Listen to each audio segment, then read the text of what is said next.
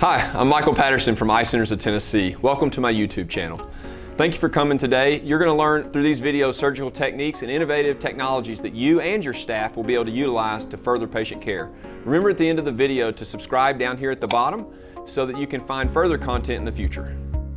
Hello, this is Michael Patterson. This is an interesting case of a patient that is extremely farsighted, plus 16.5 in this eye, and couldn't have standard intraocular lenses. There's no lenses in the United States made to do a primary polypseudophakic procedure. And so you'll see here we do normal incisions with an LRI manually,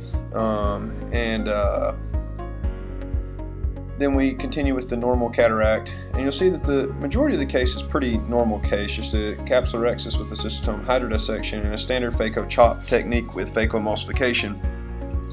The interesting thing about this patient is if you go to Warren Hill's website, you'll figure out how do you calculate for primary pseudopolyphakia, and you really want to make sure that you use a lens that has an acrylic component in the posterior lens, the one that's in the bag, and then an anterior silicone lens so that there's not opacifications of the lenses.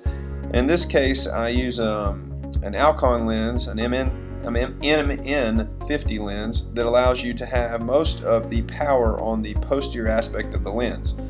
And so by using this type of lens, you have the power away from the second lens in case there is any rubbing of the lenses.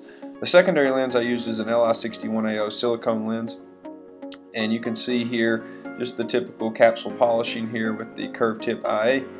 And you can see how farsighted it is just in the case. I mean, without doing anything, you can view the optic nerve perfectly without even a lens on the eye. And you'll see this is the Alcon lens going in, and this lens, you have to turn it to the right first on a 3-piece injection. I typically leave the trailing haptic on these 3-piece acrylics out of the eye, and you'll see that just like so. I'll use a Y hook to deposit the haptic into the capsular bag, and you can see that centers nicely with a good capsulorhexis covering for everything. And this is the Li61AO, a nice smooth injector that allows you to put that directly in the sulcus with one quick movement of the lens popping in, and then a Y hook to reposit the other haptic in this case.